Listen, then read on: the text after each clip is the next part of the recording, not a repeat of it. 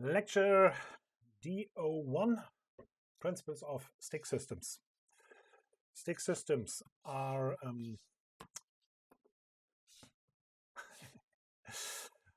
we're going to discuss within this lecture the position in the facade, position of the facade in relation to the building, the loads, tolerances, and movement, which we have to take care of, water tightness and drainage as an aspect to be discussed, and then how is it the whole thing fixed to the building with the brackets as a system.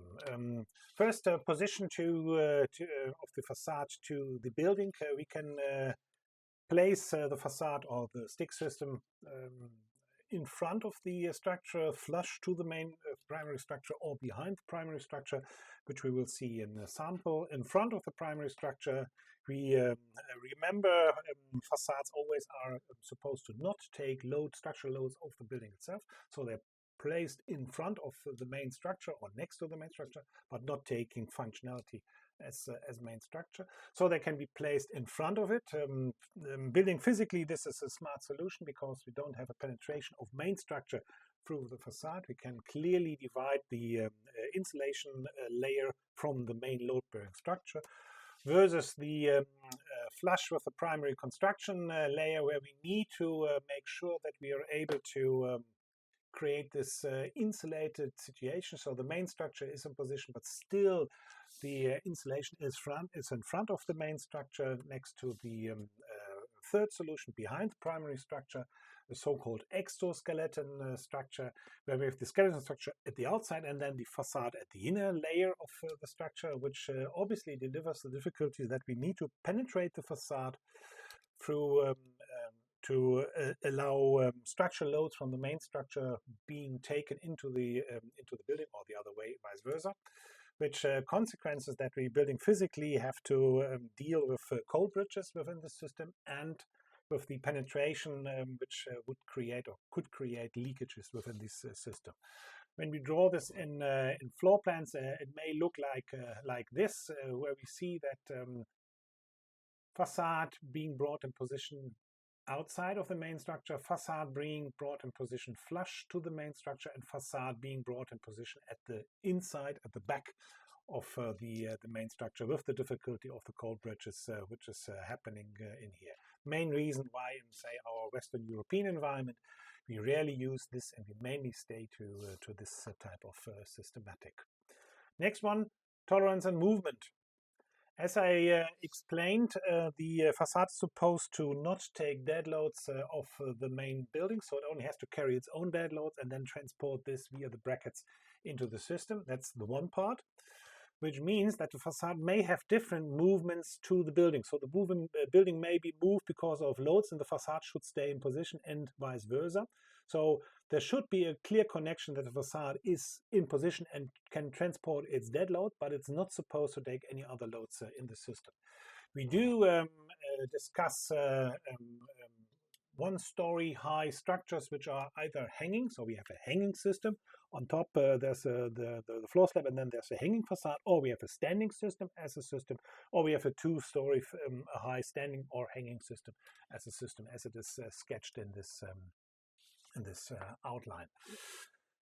When this is defined and decided, we need to link our structure to the main our facade structure to the main building, and that has to deal with the tolerances. So we have to find a solution to deal with the tolerance, and in the second step, we have to find a solution to make sure that there is no structural load getting into our facade as a system.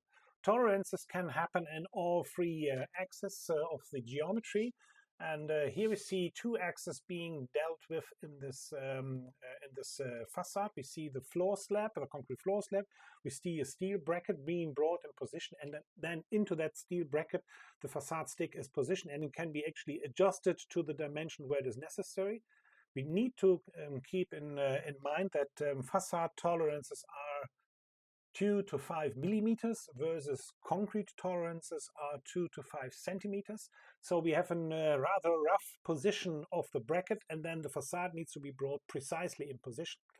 And that's not only in two dimensions, also has to happen in the third dimension, which is what happens here with a borehole, a long borehole, which allows us to position it horizontal where we need to be able to do so. That's, say, the tolerances. And then we have to take care that there's no load getting from the main structure into our facade, which is done with, again, this type of borehole where we can see we fix it by a bolt.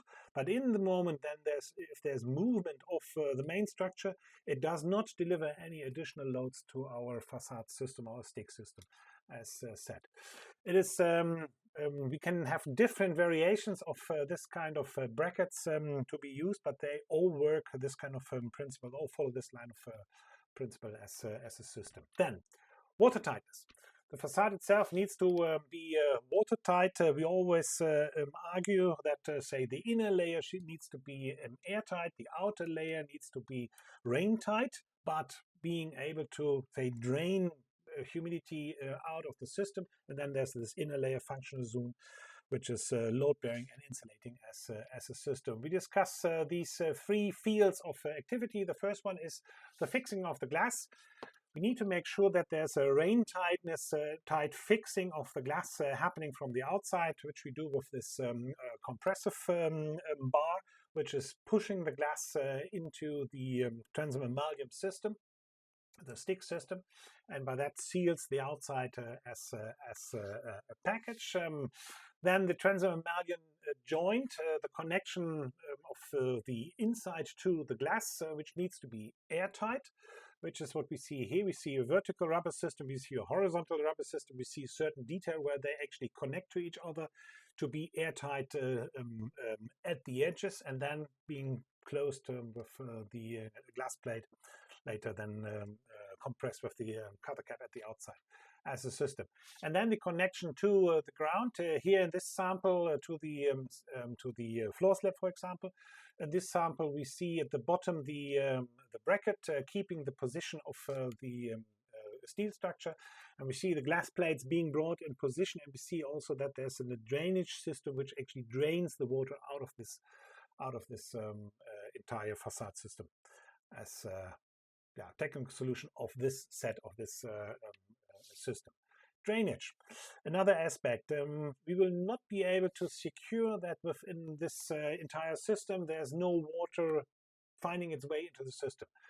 We try to make it airtight from the inside, we try to make it watertight from the inside, but in the case of any humidity, any water getting into this cavity, we need to make sure that it finds its way out of the system. So we need to organize a drainage system. We have two ways of doing so. A drainage system out of this entire system. This is done by the system supplier. We don't design it ourselves. This is given by the system supplier. They add this to their system, and we either have the transom drainage system, which means the water, the humidity finds its way into a horizontal drainage outlet of the facade, which is drawn in this system, or it drains down the entire facade to the bottom and then drains out of the system. So it needs to be open at the bottom to allow drainage to happen to this. And then the brackets.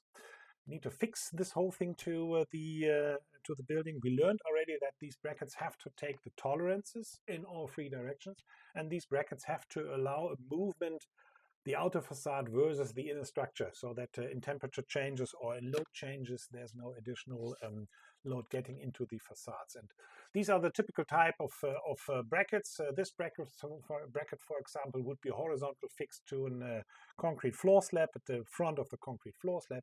And as you can see here, it allows a horizontal movement, horizontal adaptation for tolerances, and it would, if this is the top part, allow a horizontal movement.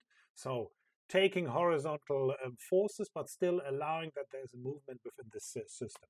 Versus this bracket, which is, say, filled into the profile.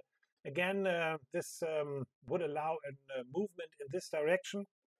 So if there's a horizontal change of position at the top, there has to be space to allow that this movement happens in this setup as a system.